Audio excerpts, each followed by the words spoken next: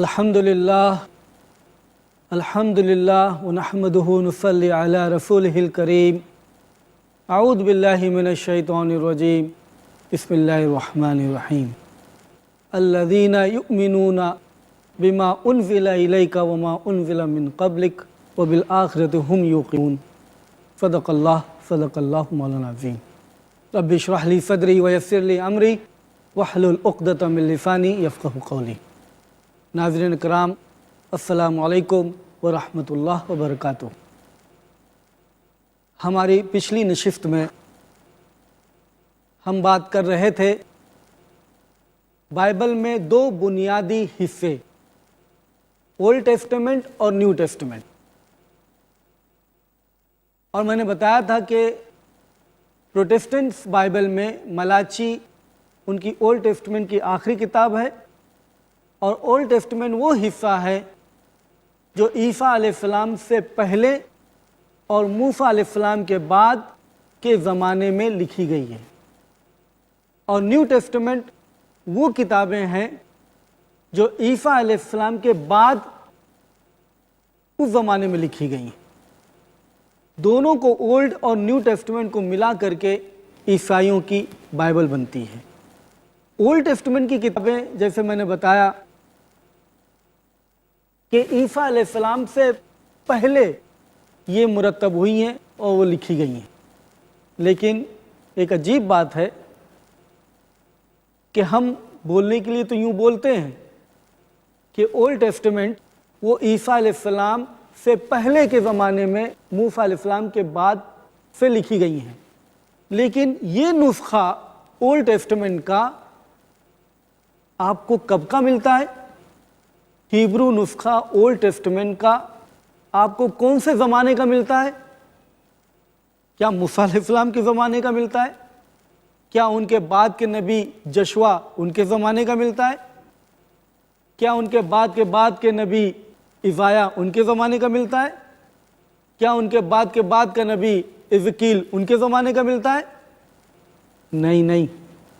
عیسیٰ علیہ السلام سے پہلے اور موسیٰ علیہ السلام کے بعد کے درمیان میں جو بھی زمانہ گزرا، جس زمانے میں یہ کتابیں سب لکھی گئیں، اس زمانے کا کوئی بھی نسخہ نہیں ملتا ہے اولڈ ٹیسٹمنٹ کا۔ تعجب ہوگا آپ کو کہ اولڈ ٹیسٹمنٹ کا سب سے پرانا نسخہ جو یہودیوں کے پاس یا عیسائیوں کے پاس میں ہے، وہ ہے 9ویں صدی عیسوی کا، 9th سینچری عیسوی یا 10th سینچری عیسوی۔ مطلب کیا ہوا کہ 1000 یا 1300 سال موسیٰ علیہ السلام اور عیسیٰ علیہ السلام کے بیچ کا وہ، اور 1000 سال اور عیسیٰ علیہ السلام کے بعد میں یا 900 سال بعد میں، یعنی 10 یا 1100 سال پہلے اس زمانے کا اولڈ ٹیسٹمنٹ کا نسخہ ملتا ہے۔ اس کے پہلے کا کوئی اولڈ ٹیسٹمنٹ کا نسخہ نہیں ہے، اور یہ بات وہ خود دریافت کرتے ہیں، کوئی یہ تحقیق اور کھوج بین کرنے کی ضرورت نہیں ہے۔ آپ دیکھیں ریوائز اسٹینڈرڈ ورژن، جو بائبل ریوائز اسٹینڈرڈ ورژن کے نام سے آخر میں ریوائزڈ ہو کر کے پبلش ہوئی ہے، ایک 1952 میں، اور پھر اس کے بعد میں جب ہنگامہ ہوا کہ بھائی اس میں سے یہ ساری چیزیں کیوں نکال دیں، وہ ساری چیزیں انشاءاللہ بعد میں بحث کریں گے اس پر،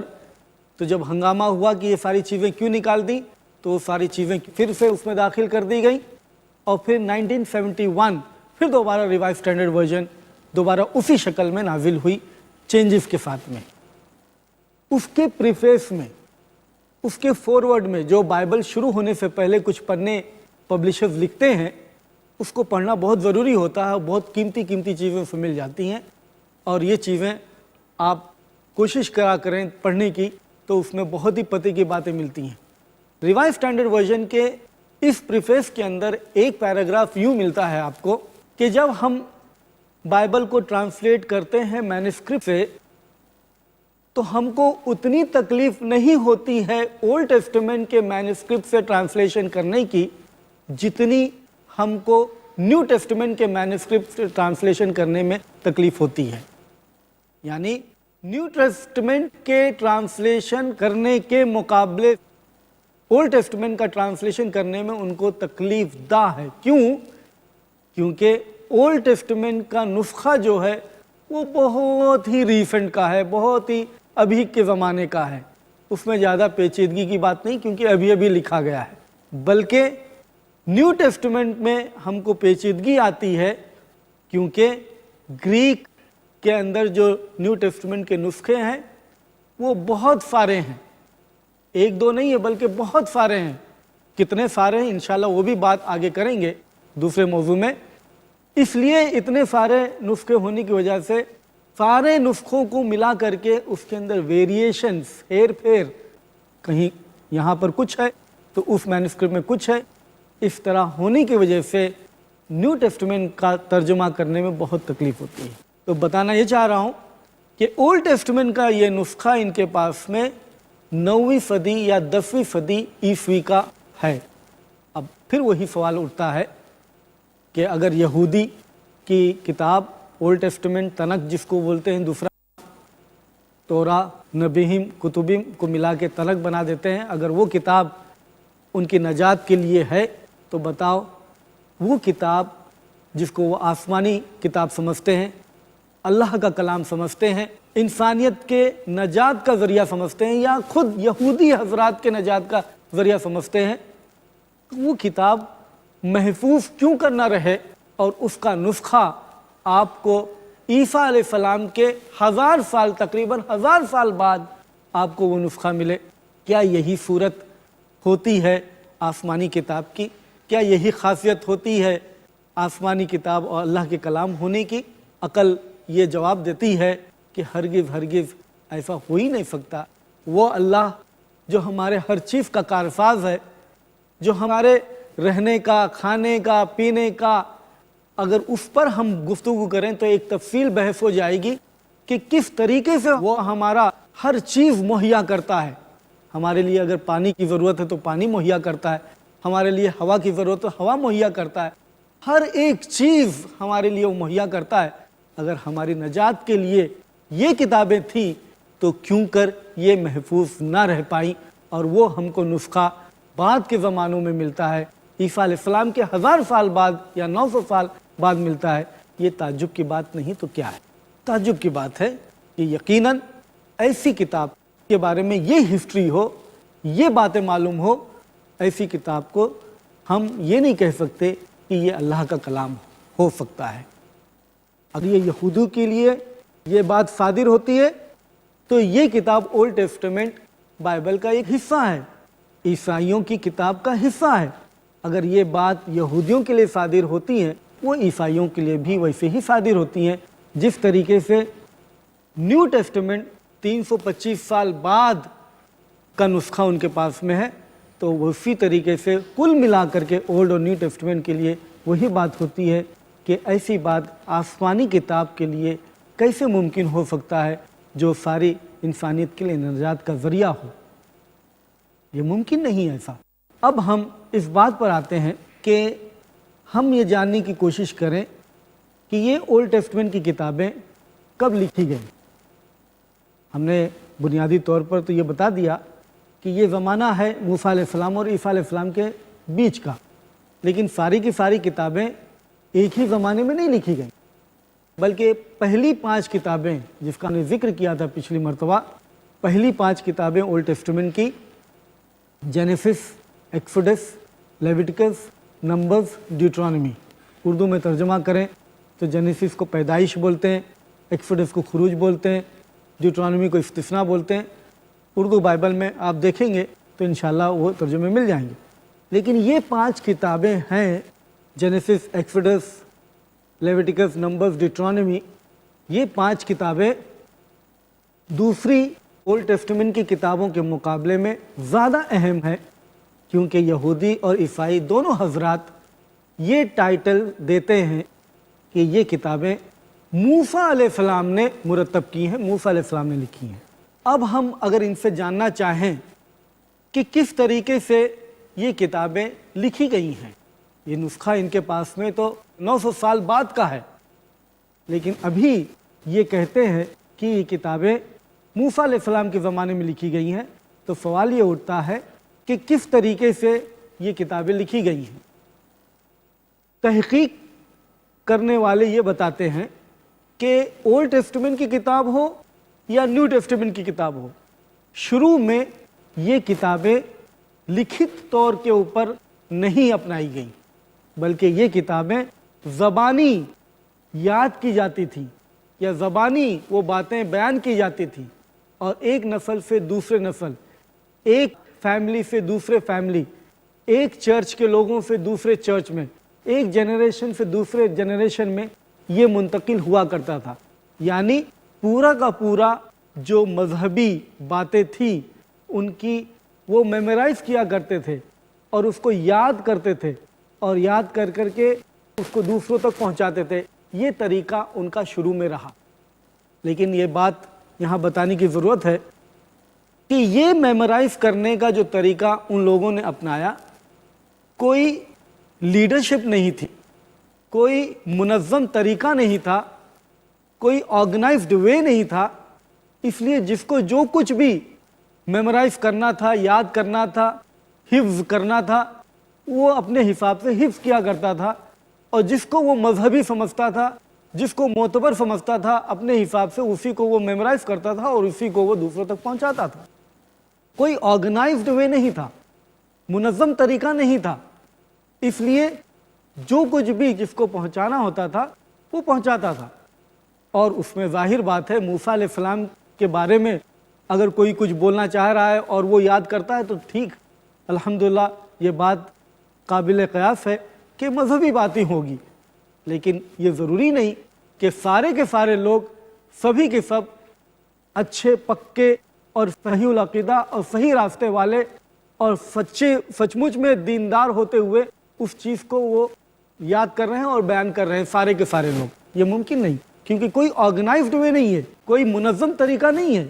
جس طریقے سے ہم کو قرآن کے متعلق ملتا ہے، انشاءاللہ قرآن کے متعلق ہم تفصیل سے بات کریں گے آگے، لیکن یہاں پر یہ بات بتانے کی ضرورت ہوگی، جب قرآن اللہ رب العزت کی طرف سے نازل ہوا تو یہ قرآن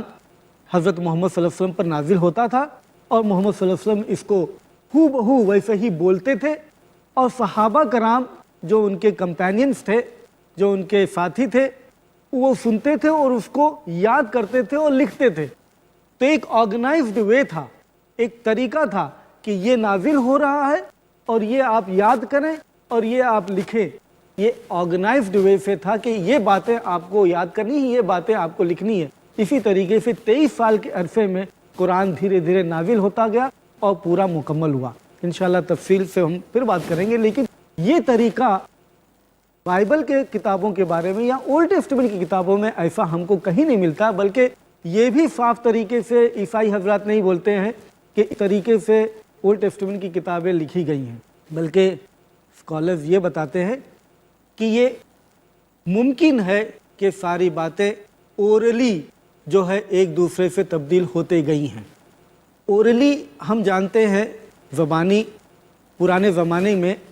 یہی ایک اچھا ذریعہ ہوا کرتا تھا اپنی بات کو دوسرے تک پہنچانے کا، کیونکہ لکھنے پڑھنے کا زمانہ یہ بہت بعد کا زمانہ ہے۔ بلکہ ہم یہ نہیں کہیں گے کہ موسیٰ علیہ السلام کے زمانے میں لکھنا پڑھنا نہیں تھا،